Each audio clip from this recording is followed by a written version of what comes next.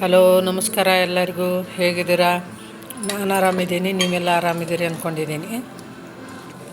ಇವತ್ತು ನಿಮಗೆ ತೋರಿಸ್ತಾ ಇರೋದು ಬೆಳ್ಳುಳ್ಳಿ ಚಟ್ನಿ ಅಂತ. ನಾವು ಮಿಜ್ಜಿಂಡಿ ಅಂತೀವಿ, ಒಣ ಮಿಜ್ಜಿಂಡಿ ಅಂತೀವಿ. ನೀವೇನಂತೀರೋ ಗೊತ್ತಿಲ್ಲ.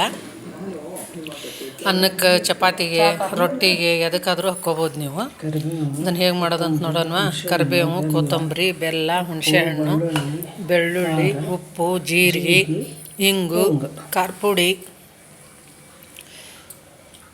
ತೊಗೊಂಡಿದ್ದೀನಿ. ಈಗ ಒಂದು ಬಾಣಲಿ ಇಟ್ಕೊಂಡಿದ್ದೀನಿ ಇಲ್ಲೇ ಒಲೆ ಮೇಲೆ.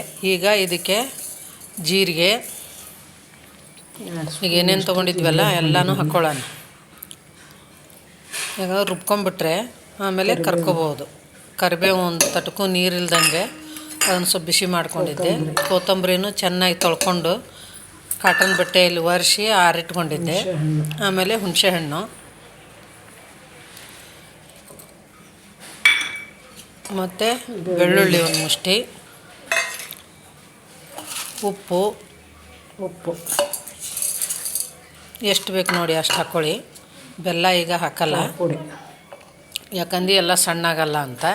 ಈಗ ಒಂದು ಬೌಲ್ನಷ್ಟು ಖಾರ ಪುಡಿ, ಅಂದರೆ ಗುಂಟೂರು ಬ್ಯಾಡಗಿ ಕೂಡ ಮಾಡಿಟ್ಕೊಂಡು ಖಾರ ಪುಡಿ ಇತ್ತು. ಈಗ ನೋಡಿರಿ, ಈ ಥರ ಇದನ್ನು ರುಬ್ಕೊಂಡಿದ್ದೀನಿ.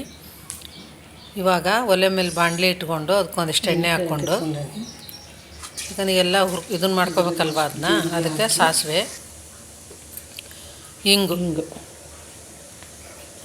ನೀವು ತಿಂಗಳಾನ್ಗಟ್ಲೆ ಇಟ್ಕೊಂಡ್ರು ಕೆಡಲ್ಲ. ಹಿಂಗೆ ಹಾಕ್ಕೊಂಬಿಟ್ಟು ಈಗ ಅದೇನು ರುಬ್ಕೊಂಡಿದ್ವಲ್ಲ ಅದನ್ನು ಎಣ್ಣೆಯಲ್ಲಿ ಹಾಕ್ಕೊಳ್ಳಿ.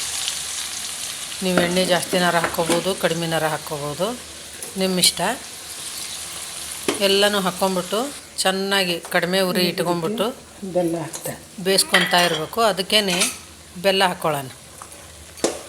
ಅಲ್ಲೇ ಬೆಲ್ಲ ಹಾಕಿಬಿಟ್ರೆ ಮಿಜ್ಜಾಗಿ ಜೀರಿಗೆ ಪುಡಿ ಆಗಲ್ಲ ಅಂತ ನಾನು ಇಲ್ಲಿ ಹಾಕಿದ್ದೇನೆ. ಈಗ ಇಲ್ಲಿ ಬೆಲ್ಲನೂ ಕರಗ್ತೈತೆ. ಇದೂ ಎಲ್ಲ ಬೆಳ್ಳುಳ್ಳಿ, ನಾವು ಕೊತ್ತಂಬರಿ, ಕರಿಬೇವೆಲ್ಲ ಹಾಕಿದ್ದೇವಲ್ಲ, ಎಲ್ಲ ಹುರ್ಕೊತೈತೆ ಅದ್ರ ಗುಂಟ.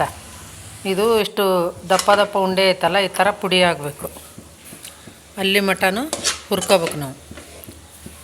ನೋಡ್ರಿ, ಹಾಗೆ ಸಣ್ಣ ಗುರಿ ಇಟ್ಟು ಕೈ ಆಡಿಸ್ತಾ ಇರಬೇಕು. ಈ ವಿಡಿಯೋ ನಿಮ್ಗೆ ಇಷ್ಟ ಆದರೆ ಲೈಕ್ ಮಾಡಿ, ಶೇರ್ ಮಾಡಿ, ಕಮೆಂಟ್ ಮಾಡಿ, ಸಬ್ಸ್ಕ್ರೈಬ್ ಆಗಿರಿ.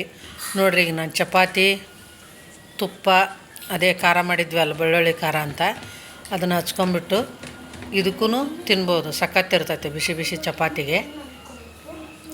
ನಾವು ಚಪಾತಿ ಮೇಲೇ ಹರಡಿಬಿಡ್ತೀವಿ, ನಿಮ್ಗೆ ತೋರ್ಸಕ್ಕಂತ ಹಂಗೆ ಮಾಡಿದೆ. ನೋಡಿರಿ, ಈಗ ಅದನ್ನೆಲ್ಲ ಪುಡಿ ಮಾಡಿ ಇಷ್ಟ ಆಗೈತೆ. ವಿಡಿಯೋ ನೋಡಿದ್ದಕ್ಕೆ ನಮಸ್ಕಾರ.